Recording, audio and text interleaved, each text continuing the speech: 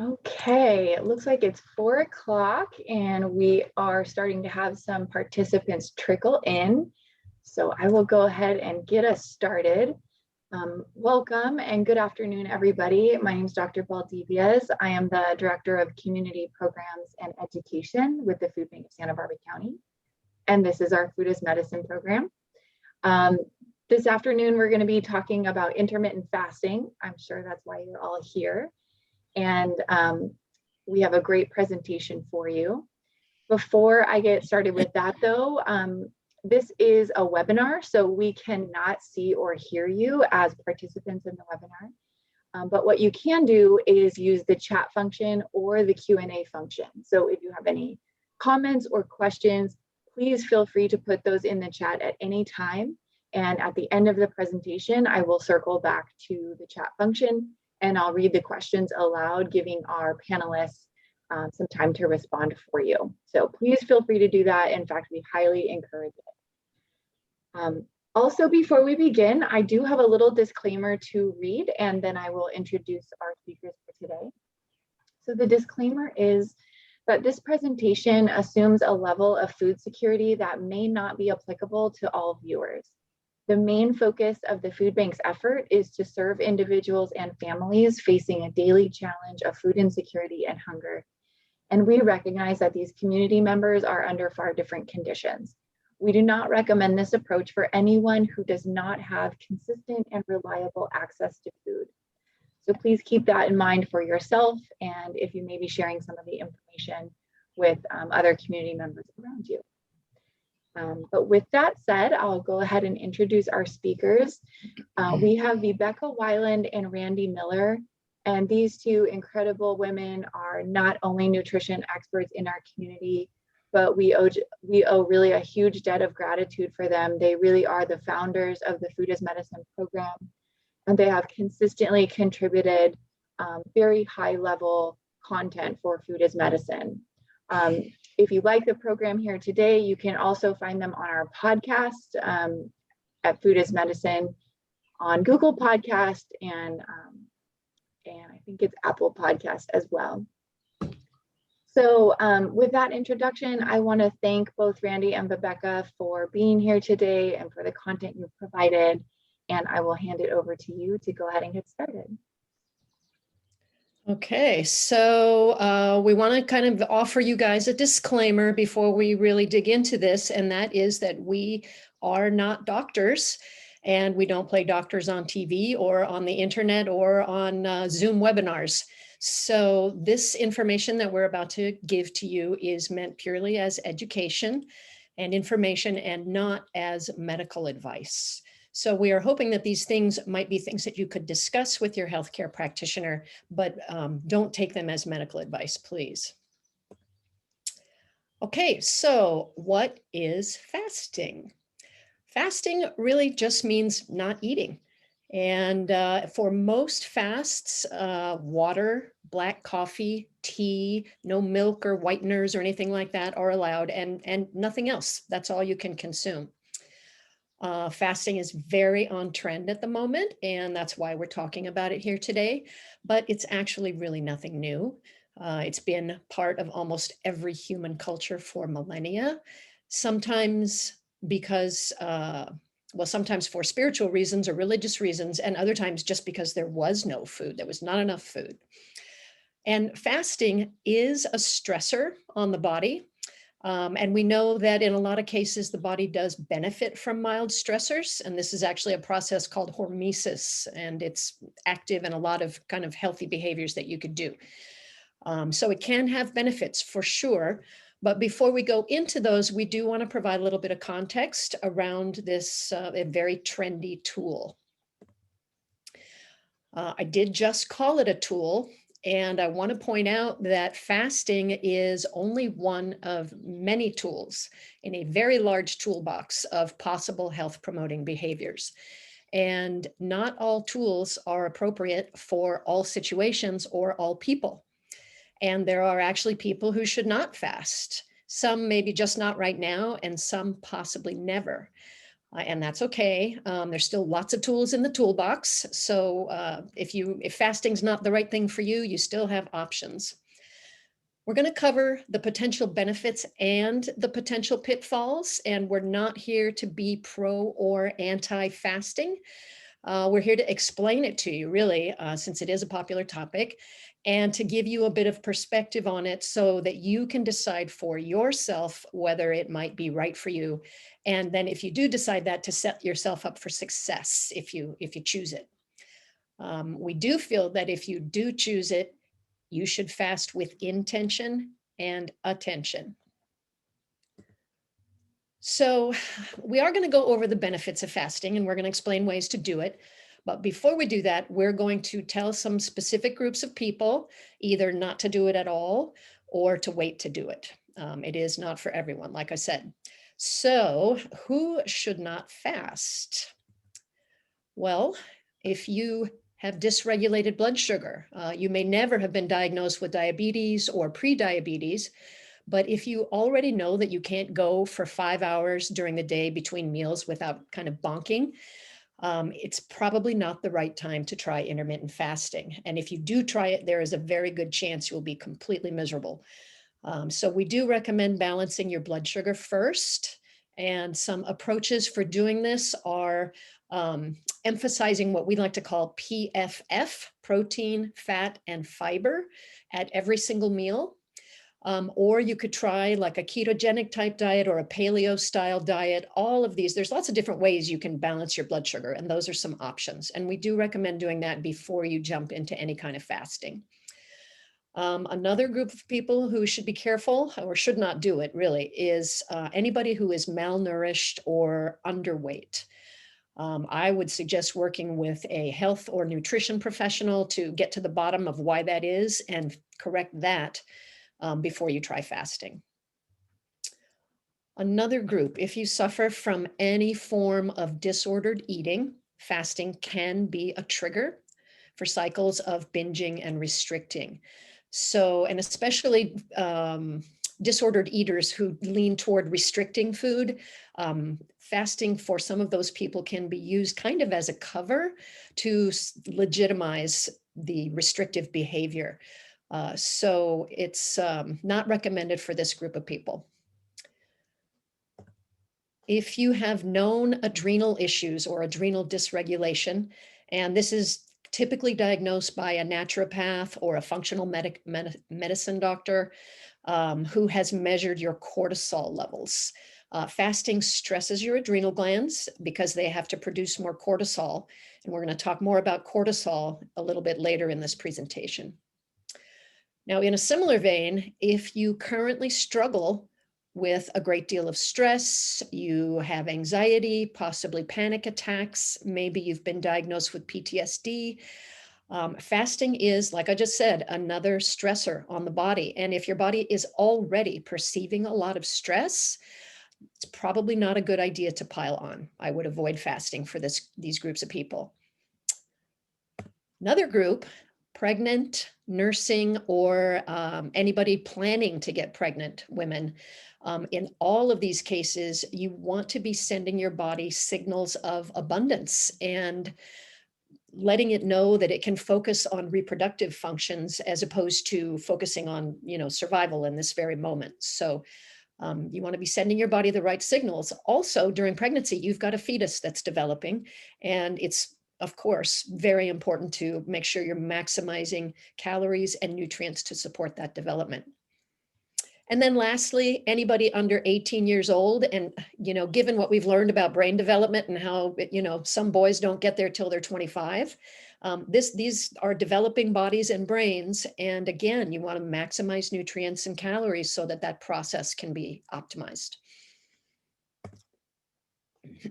Now, there's some other groups of people who might benefit from fasting, but who should be very careful with it, and they should work with a professional, a doctor, a dietitian, a therapist, depending on the circumstances. And those people are diabetics, especially type 2 diabetics. They can actually benefit greatly from fasting.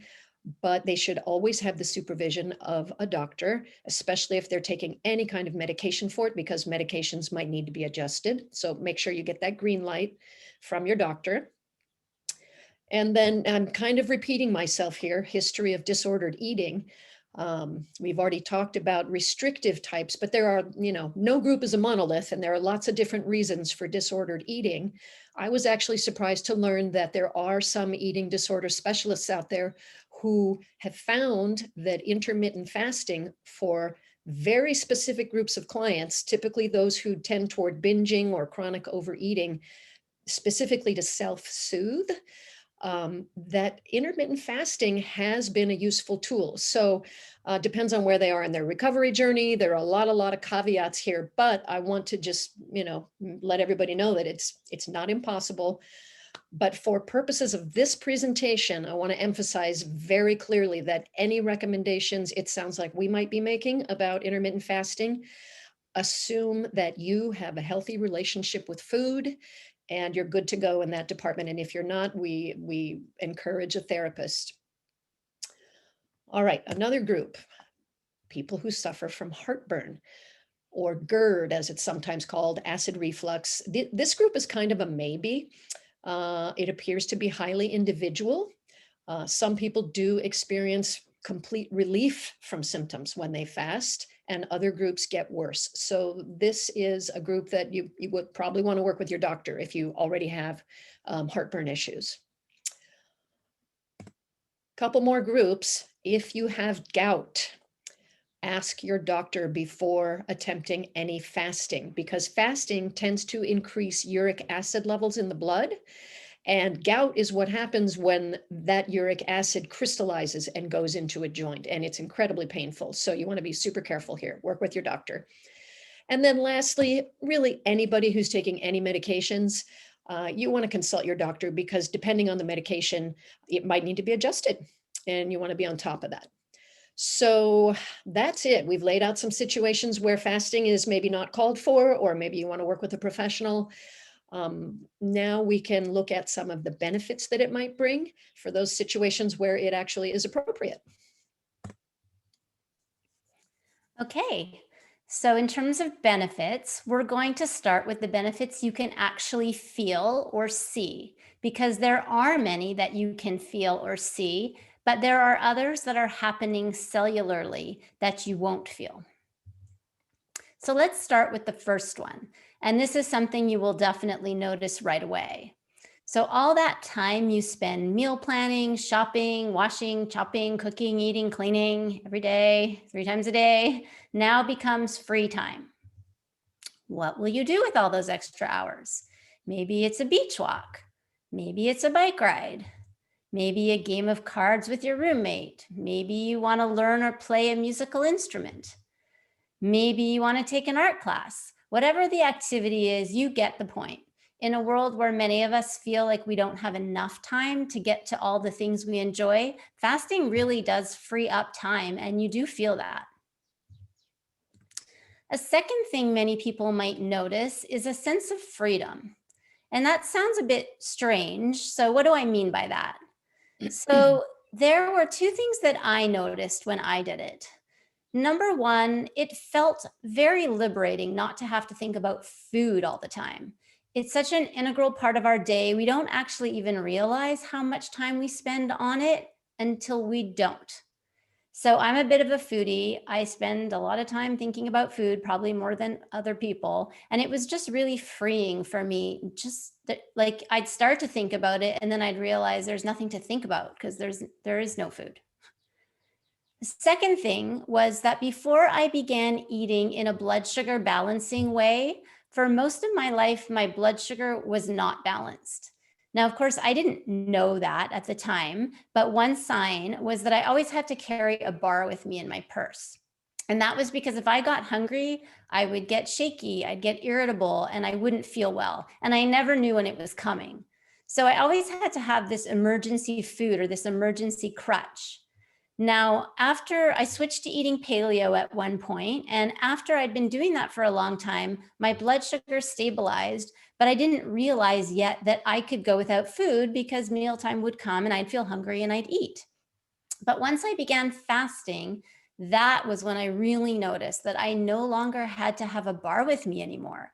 So I could feel hungry, but it was okay because I just felt hungry. I didn't feel bad if I got hungry. And the hunger would come and then it would go and I'd still feel fine. So what had actually happened was that I had become metabolically more resilient, meaning my body could function really well in a variety of circumstances, one of those being without food. But it was fasting that really revealed that to me. It was balancing my blood sugar that allowed me to do it, but it was fasting that revealed it. I just wasn't at the mercy of my metabolism anymore. And that was extremely freeing. So the next benefit you might see and feel, and which is well studied with fasting, is weight loss. So depending on which technique you choose, fasting can be a pretty powerful weight loss tool. One way fasting works for weight loss is by taking advantage of lower insulin levels that happen when you fast. Very low insulin triggers a process of burning fat for energy called lipolysis. Lipo meaning fat, lysis meaning breakdown. So high insulin levels do the opposite. They prevent the body from burning fat. High insulin in your body is actually a signal to your body that there's plenty of glucose in the blood, lots and lots of glucose. So there's no need to burn fat. You can burn the glucose. And instead, that high insulin is saying, actually, what needs to happen is you need to create and store all that extra glucose as fat. So that's why you often hear insulin referred to as a fat storage hormone. Also, in the department of weight loss, fasting usually results in a slight reduction of calories since people tend not to eat back more calories than they forwent during that fasting window. So there's nothing magical going on here. I know we do hear quite a bit about fasting for weight loss, fasting for weight loss. There's nothing magical going on here. You can lose the same amount of weight on a traditional calorie restricted diet, but many people just find fasting easier because they don't have to count calories, they don't have to track carbs or fats, and it eliminates a lot of thinking. And so for a lot of people, that's what makes it work. That's what makes it stick for them in their lifestyle, and that's what makes it effective. All right, so let's take a look at some of the benefits that you might not actually notice because they're happening at a cellular level. You won't see or feel them necessarily, but we do understand that this kind of stuff is actually going on under the hood. Number one, fasting lowers your blood sugar levels, and possibly more importantly, it lowers your insulin levels. Lowered insulin levels have a host of downstream effects, and you'll see that today because the benefits of low insulin levels will keep coming up over and over again, just like Randy already mentioned with the weight loss. So lowered insulin is a big deal with fasting. Another thing you might not notice is that fasting might induce a process called autophagy, and we're going to talk about that and let you know what it is. Fasting has neurological benefits, so we'll see how it supports the brain. Fasting improves heart health and lowers your risk of cardiovascular disease. It can help with chemotherapy, and it can even help with gut repair. So we're going to take a look at each of these more closely. Starting with insulin. So one of the most powerful features of fasting is that it does lower insulin levels. And you're going to hear that again and again, like I said. So how does it lower insulin levels and why does this matter? And so first I'm going to talk about the why. So most of us know that insulin is the hormone that helps get sugar or glucose out of our bloodstream and into our cells so that our cells can make energy from it. And we've known for decades that too much insulin and that associated high blood sugar is a step on the road to diabetes and all of its associated comorbidities. And you can see those kind of around the top of the circle on the slide there. Now, there's actually more research, and guess what? too much insulin is now considered to be at the center of lots of diseases, lots of the chronic diseases. We've circled, put red and orange and yellow circles around what I call the big three that everybody's so afraid of right now: cardiovascular disease, Alzheimer's, and cancer. And you can also see, looking at this graphic, that there are a few other conditions like non-alcoholic fatty liver disease, NAFLD, PCOS, which is polycystic ovarian syndrome, that are driven by chronically high insulin. And the thing is that today in Western society, most of us make too much insulin. With so many foods like bread, muffins, bagels, pasta, sandwiches, pizza, not to mention the sugary drinks. Liquid carbohydrates are the worst kind. So fruit juice, and yes, even those fresh pressed organic juices, your frappuccinos from Starbucks, any soda that you might drink. We ingest a lot of refined carbohydrates, and often repeatedly throughout the day. And so when we have these unnaturally high sugar loads, our bodies make a lot of insulin to try to keep up with that. And when insulin is chronically high like this, constantly trying to do its job to get those cells to take that sugar out of the blood, our muscle cells effectively begin to say, no, thank you. I am full up. I have all the energy I need. And they start ignoring that insulin signal, which is to say they become less sensitive to the insulin. And this is what's called insulin resistance. So the insulin, it's not being acknowledged by the cells. It just stays in the blood. And then what the body does is it makes even more of it, because it's like, well, this isn't working. I got to make more. And your insulin levels go even higher. And this is called hyperinsulinemia. Hyper meaning too much, insulinemia. And today in American and most Western society, and I'm sure we've exported it everywhere by this point, we do have an epidemic of insulin resistance and hyperinsulinemia. So given that all of these downstream effects of high insulin exist, it stands to reason that lowering high insulin levels is a key move if we want to prevent disease. So how does fasting lower insulin levels? It's real simple, very intuitive. When you're not eating, our circulating blood glucose is lowered because there's no glucose, no refined carbohydrates coming in by way of food. And there's very little demand for insulin when there's no carbohydrate coming in.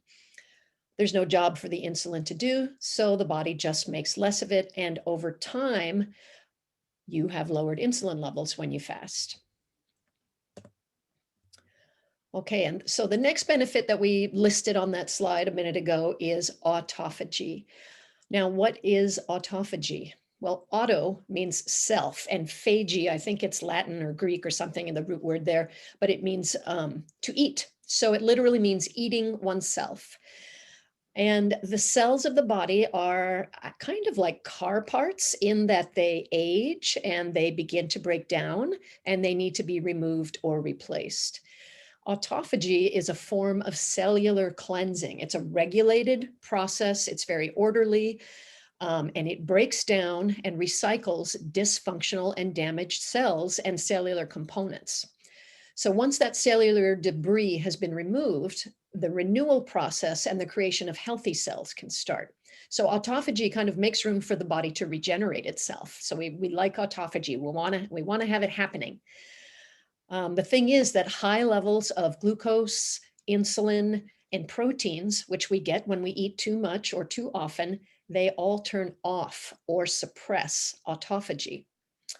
So why might fasting turn on autophagy? There's this mechanism, and when we eat too much or too often, we activate something called the mTOR pathway. And this pathway is one of the body's nutrient sensors. So it kind of lets the body know that there's food available, plenty of energy to go around, and kind of, so no need to have super efficient cellular machinery. When we fast, that mTOR pathway actually gets suppressed, which increases autophagy, likely because the body, there's some intuitive understanding that it needs to be more efficient when food is scarce. So this means that when we fast, it's possible, and I'm saying possible here, that the cellular trash gets taken out more frequently. The caveat is that it's very difficult to measure autophagy in humans. It's been measured in worms. I think they've seen it in mice, but we haven't actually yet been able to measure it well in humans. So direct research actually doesn't exist on this. So bear that in mind. Also know that autophagy is also stimulated by exercise and sleep. So fasting is not the only way to encourage it. Okay, now let's talk about fasting in the brain. So it's pretty easy to assume that missing meals would make us feel confused or out of it or give us brain fog. And maybe because that's what happens to us when our blood sugar isn't balanced. But usually that's not the case with fasting when your blood sugar is balanced. So in times of food deprivation, blood flow to the brain can actually increase to enhance clarity and sharpness. And a lot of people feel mentally more alert when they fast. This makes sense from an evolutionary standpoint. If missing a meal reduced our ancestors' energy and mental acuity, they would have had way more trouble finding food to survive, right? And that's not good for the survival of the species. So in fact, to ensure the survival of the species, better mental acuity was required in times of famine. Now let's look at the neurological benefits of fasting. So remember, Vibeke talked about autophagy, that process of cellular trash removal. Well, some of that cellular trash is called amyloid beta plaque. You may have heard of amyloid beta plaque in relation to Alzheimer's disease, because those are the plaques that collect between neurons and disrupt brain cell function in Alzheimer's patients. So the exact mechanisms are still being researched, but overall, there's promising evidence to support a reduction of these plaques due to fasting. Another brain benefit, fasting might improve memory. And this happens through two mechanisms. So first, during fasting, a protein called BDNF, or brain-derived neurotrophic factor, increases. So BDNF supports the growth of neurons and is important for long-term memory. I spoke earlier, or I should say Vibeke spoke earlier, about how fasting can lower insulin levels, and we said that would keep coming up. Well, it turns out insulin levels have an inverse correlation to memory. So although correlation isn't causation, they are investigating why lower insulin levels might be associated with better memory. Next benefit, heart health. Fasting lowers your risk of cardiovascular disease. How? Reason number one, it can lower triglycerides. Reason number two, it can lower LDL cholesterol. How does it do this? Remember that fasting reduces blood sugar levels, and when there's less glucose in the body, less converts into triglycerides. So the lower the triglycerides, the lower the potential risk for heart disease. Also, since LDL is what carries triglycerides throughout the bloodstream, lower triglycerides can also lead to lower LDL. And reason number three, it has been shown to lower blood pressure. So fasting has shown that as well. So we've spoken about ways that fasting might promote cellular health via autophagy. Protecting healthy cells in this way might also prevent cancer from getting a foothold in the first place. But there's another way fasting might help, even if cancer has already developed. So there's evidence that fasting improves the targeting of chemotherapy by increasing resistance to the toxin in normal cells, but not in cancer cells. So this leaves more of the healthy cells intact, which could help prevent the negative side effects of chemo, all those awful side effects that nobody enjoys. So that's what's illustrated here. On the lower left, you can see without fasting, you have more dead normal cells from the chemo, versus on the right, with fasting, you have more healthy normal cells that were unaffected by the chemo. So if this is interesting to you or someone you love is going through chemotherapy, as always, talk to your doctor and ask these questions. These are good questions to ask.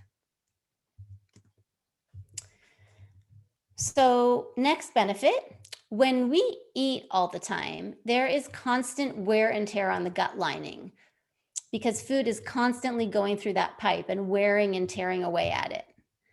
So, because of the nature of the job it's doing, the lining of the small intestine is in a constant state of cell turnover and replacement. So, any period of not eating will actually give it an opportunity to rest and catch up on repair. So, when you stop all that stuff coming through and eroding it, it gets a little leg up in terms of having some rest and repair time. And if you've attended our digestion sessions or been reading about integrative health, a healthy gut lining plays a critical role in limiting chronic inflammation and the chance of developing autoimmune disorders. So that's a nice little benefit. Okay, so we've talked a lot about why someone would want to fast. So now we're actually going to talk to you about how to fast. And it turns out that there are many ways to do it. And you might try several different methods and find your favorite and stick to it, or you could mix it all up and in different ways, which we'll kind of go through here. So intermittent fasting, first of all, what that means is setting fasting windows of time where no food is eaten. The length and spacing of those fasting windows can be different for everybody. And truthfully, there is no established sort of optimal dose for fasting. It's going to vary a lot from person to person. What we do know is that many people do benefit from it. And one of the most common and approachable ways to set up your fasting window is what's called time-restricted eating, TRE, or time-restricted feeding, TRF. Those are the same thing. And we're going to refer to them as TRF today. So TRF, time-restricted feeding, what it means is choosing a number of hours each day, and it can be anywhere from 12 hours all the way up to 24 if you want to go full day, where you don't eat at all.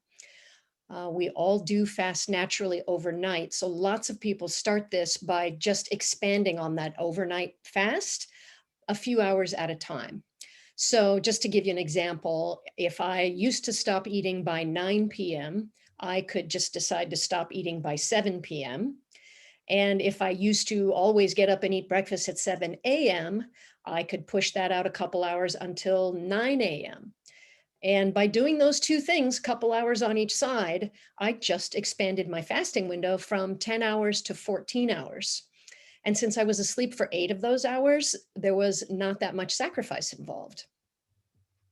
So a popular TRF regimen is called 16-8.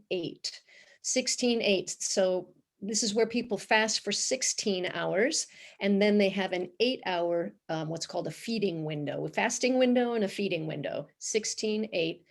And that feeding window can be during whatever hours you want, but say from 10 a.m. to 6 p.m. That's when you eat all your food for the day. But different people might not only do different things, they might do different things on different days. So for example, we do know someone who has decided to do a 20 to 4, so 20-hour fasting window, 4-hour feeding window. He does that on Mondays. Then he does a 16-8, so he's got a bigger feeding window, Tuesday through Friday, so for the rest of the week. And then he eats whenever and whatever he wants on the weekends. And then if he's traveling the next week, if your life changes, you can just change it all up, not do it at all, skip it, whatever. But the idea here is that it's very customizable. It's very flexible. It can be adapted to whatever circumstances are changing for you. And there's one TRF method that's worth mentioning here. A friend of mine does it, and it's called eating one meal a day, or OMAD, O-M-A-D. And so instead of setting a window of certain hours, he just picks one meal. And that's the meal he eats that day. And for this guy, it's usually dinner because that's what's convenient for him. He does it sporadically. He does it when it's convenient. And what he does, he'll eat dinner, he'll go to sleep, drink only water and black coffee for all of the next day, and then have dinner again the next day. He does this a lot when he's traveling, when it's hard to find nutritious food. So if I was doing OMAD, I probably would not pick dinner. I would pick lunch, but again, totally flexible, customizable, and everybody's different. So back to our list of ways to fast. Going down to the next one, there's something called alternate day fasting, or sometimes called one-to-one fasting, where you fast every other day. And on the days in between fasts, you eat however you like. And when people who do the 1-to-1 or alternate day fasting, they actually do consume some food on their fasting days, and it's usually never more than about 500 calories. So we know we defined fasting as not eating, but on these more prolonged fasts, there are a lot of people who will work in a very small amount of food. So another one here is what's called a 5-2. It's apparently popular in the UK, where you eat normally 5 days a week, and then you fast. And again, you can do the 500-ish calorie thing 2 days a week. And those 2 days can be sequential or they can be spaced out in the week. Then we have more prolonged fasting or periodic fasting. And this usually involves choosing somewhere between 2 days and all the way up to maybe like a week of fasting. There are enthusiasts of this regimen, and typically they'll do it once a year. They have an annual fast, or some people maybe do a slightly shorter version once a quarter. And again, it's very customizable. You can do what works for you. And then lastly, there's something called a fasting mimicking diet, or FMD. And many of you may have heard of a trendy fasting mimicking diet called Prolon. If you're not familiar with it, Prolon, it is a brand name, and it's a popular 5-day prepackaged done-for-you kit. It includes precisely formulated foods that trick your body into thinking it's fasting, even though you're eating small amounts of very specific foods. And Randy and her husband have done Prolon 4 times in the last 4 years. So she's a bit of an expert on this, and she will answer any questions about it when we're done. But remember, it's a brand name. It's Kleenex is to tissue as Prolon is to fasting mimicking. All right, so those are some of the different ways to do it. And there might be a few of you sitting out there right now who are thinking, you know, I mean, I already really am not that hungry for breakfast. I could just skip breakfast, jump into intermittent fasting, and off I go. Well, we want to offer up one further consideration. There's actually plenty of research regarding the downsides of skipping breakfast, which is probably the most common practice used by intermittent fasters, especially people doing that time-restricted feeding or OMAD. So we do want to talk about this. Multiple studies have shown that chronic breakfast skippers can develop a disrupted cortisol rhythm and chronically elevated cortisol. And for those of you unfamiliar with cortisol, it is one of our stress hormones. And a healthy cortisol curve looks like what you see on this graph right here. It peaks in the morning and it comes down gradually throughout the day to its lowest point in the evening, all within a very particular range. The body likes tightly controlled ranges. So a rising cortisol level is kind of what wakes you up in the morning, actually. Now, cortisol, in addition to being a stress hormone, is one of the regulators of our circadian rhythm, our daily sleep-wake cycle. And this cycle needs to function well for us to sleep well. And we need to sleep well in order to be healthy. So, because fasting is a stressor on the body, somebody who's already stressed, who skips breakfast, can end up with a cortisol pattern that peaks above normal in the morning and stays elevated throughout the day. This does tie back to our earlier recommendation for people already dealing with stress, anxiety, PTSD. Fasting may not be good for them, but even a person who starts out with a healthy cortisol pattern can disrupt it over time with excessive fasting and particularly skipping breakfast. So this is probably where you're feeling very confused, and we do know the feeling. All those potential benefits we just spent the last 20 minutes telling you about. Some people, because of that cortisol increasing effect, end up experiencing the opposite of those benefits. So things like decreased insulin sensitivity, insomnia, inflammation. People report slowing of the thyroid and immune issues getting worse. So where does that leave us with fasting? Well, we do think, Randy and I think that intermittent fasting does have potential benefits, but as usual, everyone's different, or bio-individual, as we like to say. And so whether or not it's right for you and your body really depends on your current health status, your current stress situation, the dosage of fasting that you try. These things are important to consider. That said, because it's the skipping breakfast factor that potentially creates the biggest problem here, one way to work around it is to make sure you include breakfast in your time-restricted feeding routine and work on shifting your eating to earlier in the day rather than later. And there is actually a term for this. Some people refer to it as ETRF, or early time-restricted feeding. And there is general agreement in all the people that love to promote fasting that this actually is more supportive of having healthy circadian rhythms and a good sleep-wake cycle. So eat early if you can. We know that this is challenging in American culture because dinner is really when most people like to get together and relax and socialize. But if you can make eating earlier in the day work for you, then leaning this way could mitigate some of those possible downsides. And another thing you can do is just be cognizant of these possibilities and monitor yourself with the help of your doctor, if that is, if you want to work with one. If you see any of these symptoms, then maybe intermittent fasting is not for you, or perhaps you just need to scale it back, limit your fasting window to something less intense, like maybe only 12 hours instead of 16. It is something you can experiment with, but pay attention. Okay, so that's kind of an overview of some different ways to fast and some of the pros and potential cons. And assuming you're still interested in trying it, we're actually now going to move on to some tips and tricks for how to make it easier for yourself. Okay, so fasting can be intimidating. And as you've heard, it's not complicated, but understanding the pros and cons can be. But if you do decide to do it, fasting can also be made harder and easier depending on how you go into it. So now we want to share a few tips to make your foray into fasting easier and increase your chances of success if you do decide to give it a shot. So first tip would be start small.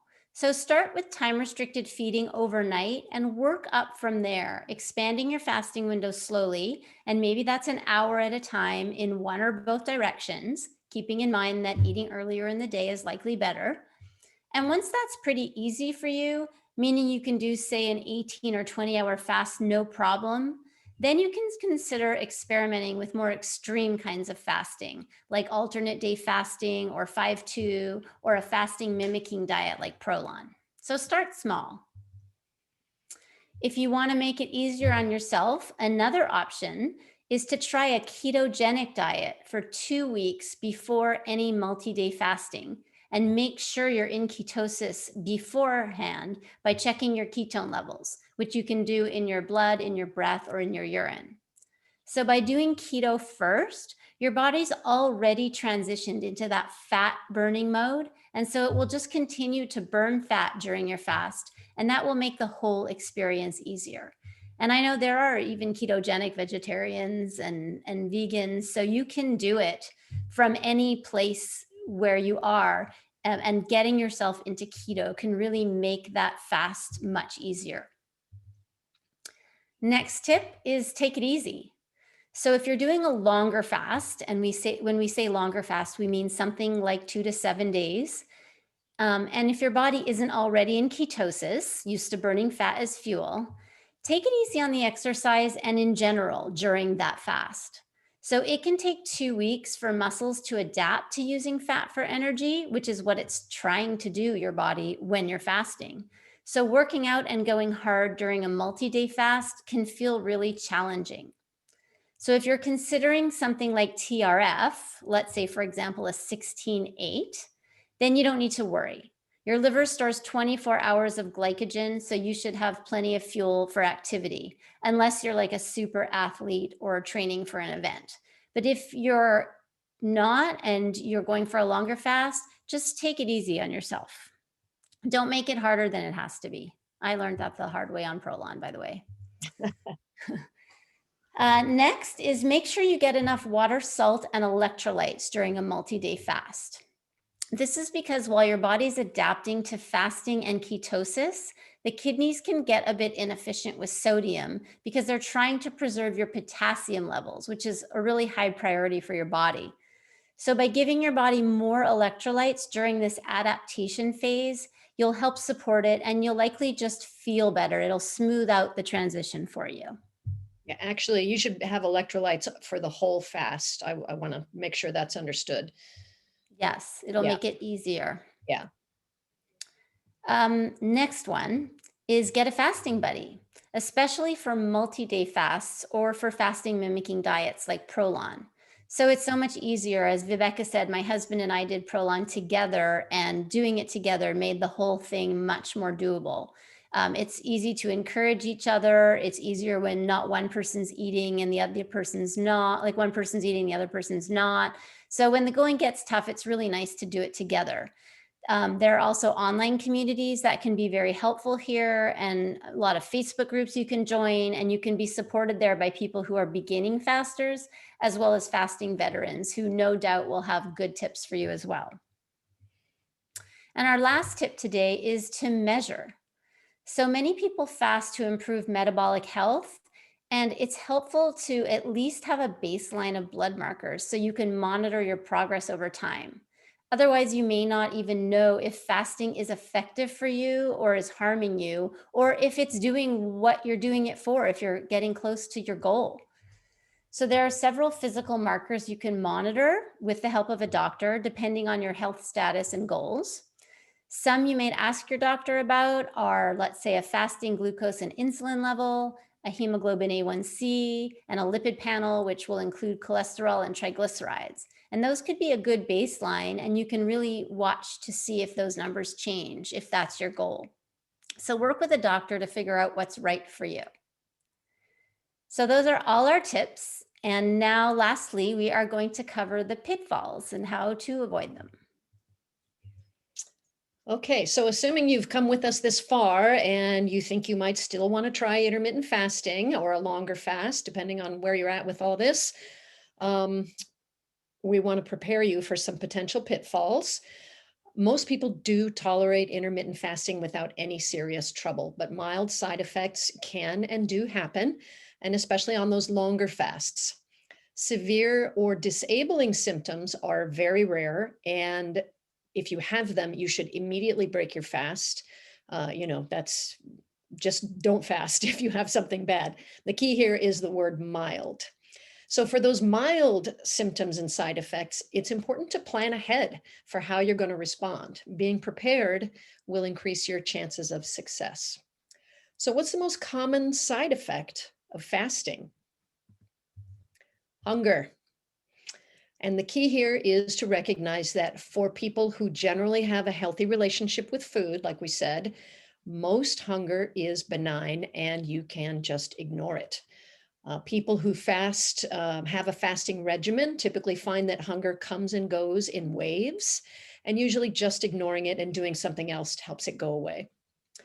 So we recommend you have options. You could plan to go for a walk. You could plan to call a friend, have an engaging brain activity that you like doing, anything that will distract you from that hunger.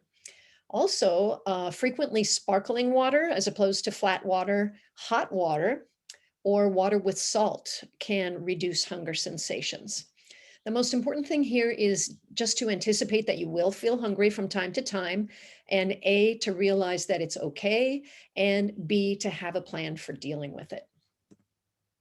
And before we go into a few more pitfalls, I do want to circle back again, and we have said it already, but it's an important point. I want to spend a minute on hunger and how it feels different from imbalanced blood sugar.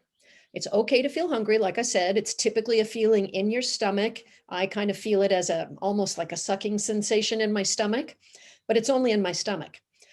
You should be able to have a hungry feeling there while still functioning well physically, emotionally, and mentally. And this is actually an example of metabolic resilience. You can still function at a high level, even though you feel hungry. What's not okay is to feel spaced out, shaky, irritable, lightheaded, unable to focus, all those things Randy said she experienced before she balanced her blood sugar, or have energy so low that it inhibits you from functioning normally. These are all signs of possible blood sugar dysregulation, and they are also signs that you should break your fast. All right, so we talked about hunger. Let's go down our list here. The next one is weakness.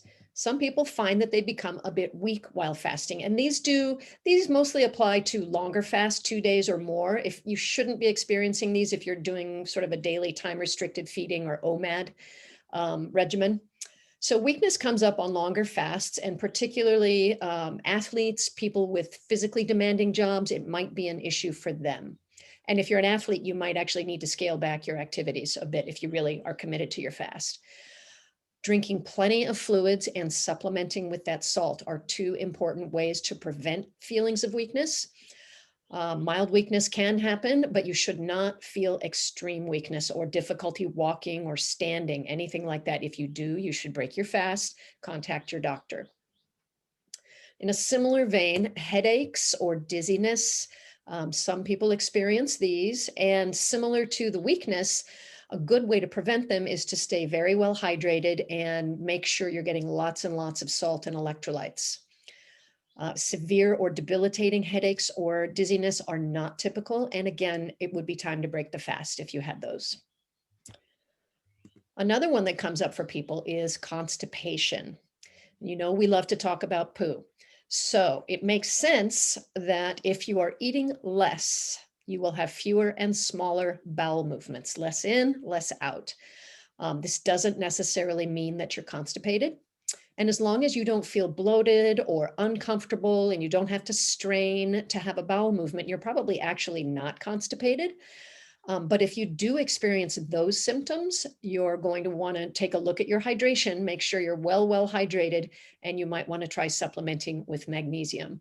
And if it becomes so uncomfortable for you and you try those things and you still are constipated, break the fast. Nobody gets a badge for the longest fast. So that's not a problem. All right, another one that comes up, heartburn. I mentioned it earlier, and it is an interesting one because this seems to be very different for different people.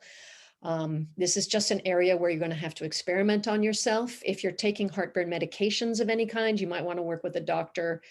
But if it crops up for you, I'm not one to recommend heartburn medications very much. I would suggest just breaking the fast. And then the last one is sleep disruptions.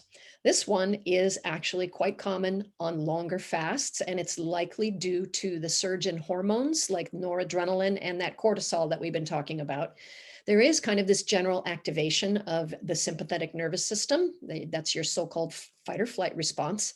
And for some people, this results in kind of excess energy and difficulty sleeping. Most often, if you're doing a 2 to 5 to 7 day fast, people just change their sleeping patterns, and it's okay for a few days. We don't want you to be chronically underslept, but for a fast, it's okay just to sleep less for a few days. And remember, though, about the possible disruptions in cortisol rhythm doing that time restricted feeding too late in the day.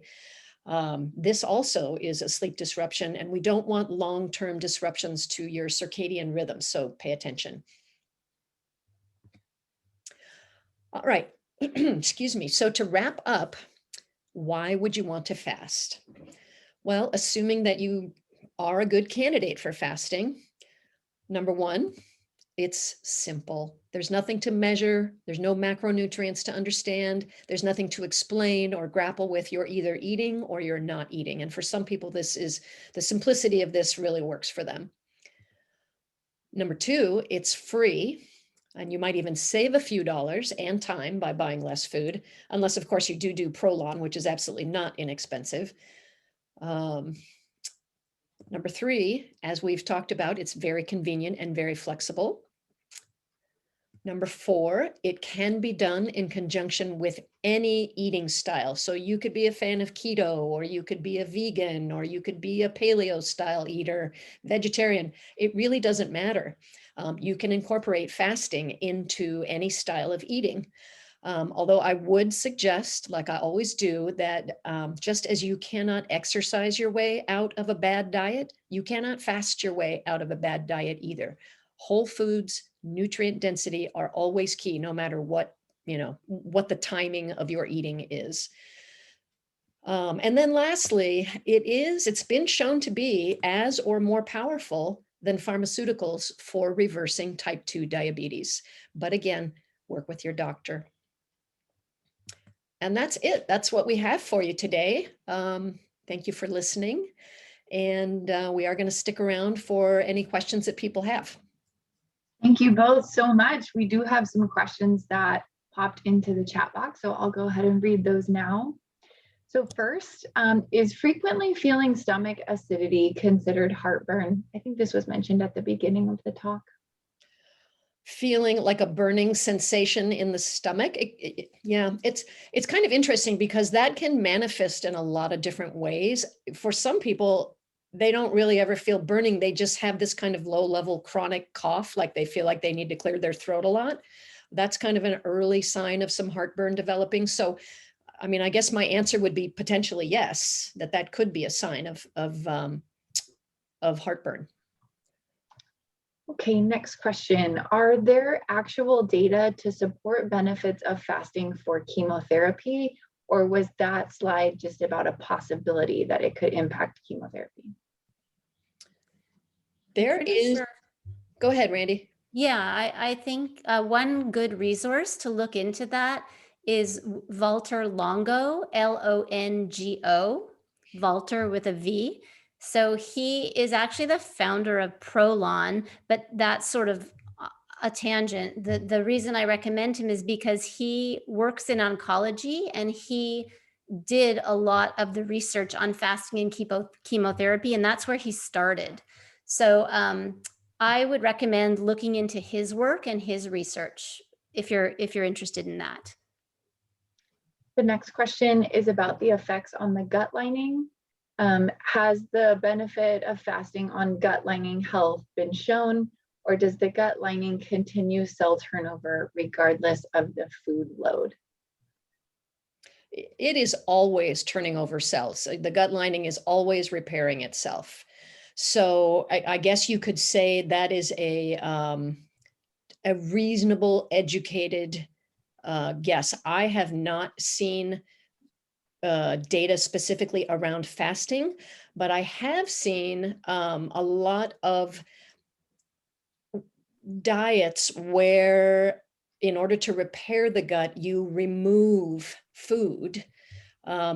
And you go back to only liquids basically because there's a lot less, wear and tear, so to speak, on that gut lining. And people do experience gut healing with those styles of diets. They're therapeutic diets.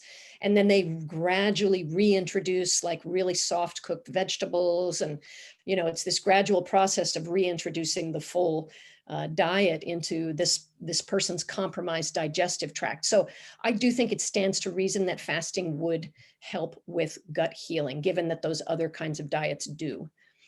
Right, and a lot of us heard about removing inflammatory foods to heal the gut. Well, when you remove all food, you also remove inflammatory food. Yes, exactly. Okay, next question. What's the drawback of drinking a tad of soy milk with coffee before breaking the fast around noon? Honestly, very little. So there's a guy named Dave Asprey who you may have heard of. He's the bulletproof coffee guy, and I'm not a big advocate for bulletproof coffee, but he does make the point that you're still kind of fasting if you have coffee with cream in it, and he likes to have MCT oil and all that stuff. I'm not promoting it in any way, shape, or form, but the short answer, I don't think it's going to make a big difference. You're barely stimulating digestion, and there's an insignificant amount of calories. I can't see where it would make that much difference. How about what are some good sources of electrolytes while you're fasting? Randy, do you want to do that one or? I have some of the healthier electrolyte replacement products. There's one called LMNT that I know people in integrative circles look at. There's one called Ultima. It's like Gatorade, but without all the bad stuff. Yeah. So, and I mean, you could just do salt and Yeah. Yeah, Rebecca, what do some you people think? do bouillon. They do bouillon cubes, those really salty, it's actually, I mean, we're constantly being recommended not to eat too much salt, but in a fasting situation, you actually need a lot more salt than you would normally need. So have at it. And if you do choose bouillon, just make sure it's not full of MSG and artificial flavors and Yeah, all kinds of yucky stuff that you don't really want in your body. yeah. This next question you may have already answered in a previous question, but I'll throw it out there just in case. Is lemon in your water still considered fasting, or does your body metabolize it? I think that's in the same category of coffee with a touch of soy milk. I mean, how deranged are we going to get about this? I think that lemon and water is just fine. And I Okay. think it depends too on what goal you have. Because you can, like, let's say you have your lemon water or you have your soy milk. If your goal is weight loss and you're successful in losing weight, then I wouldn't worry about the soy Yeah, milk or the lemon water. Or yeah, if your goal is to bring down, some of your lab markers and you're successful, then I wouldn't worry. Again, autophagy, it's hard to measure in humans. So whether or not that little bit of lemon juice or soy milk is going to interfere with autophagy, I don't know that anyone is qualified at this point to say yes with any sort of research. I think that's still being looked at. yeah. And lemon has a negligible amount of calories. I think you're still fasting. Okay, and another question about the salt and electrolytes. Why doesn't extra salt and electrolytes cause problems with elevating blood pressure? Oh boy, that is a whole conversation around the kidneys and angiotensin. And I'm gonna have to go back to my school books, honestly, for that one. Unless Randy, you know that one off the top of your head, but we can provide an answer. In fact, Lacey, if you would take that one down, we could maybe hit that one on a podcast. Sure, yeah, I'd be happy to send that out in the follow-up email. Yeah. Okay, last question then. What are common signs of blood sugar imbalance? That one's easy for me. So you can get shaky. I don't know if you've ever felt that, but when you're not eating, and so number one, if you can't go more than 3 hours without eating, that would be a red flag to me. If you feel shaky, you feel like your hands are shaking, you can't concentrate. When my blood sugar would swing low, people could talk to me and all I would think about is I can't hear you. I need to eat something. You could get headaches, feel irritable, have trouble focusing, have trouble concentrating, any of those. And I think all of us have experienced a time when we feel hungry and then we're distracted. So we keep doing what we're doing. And then an hour and a half goes by and you realize, oh, I was hungry before and I'm not hungry now. That's what it should feel like when you're fasting. When your blood sugar drops, that doesn't happen. When your blood sugar drops, you cannot distract yourself out of that. You have to eat. And that's how I can tell the difference. Thank you so much. We're just past 5 o'clock and we got to all the questions. So I think that's a win.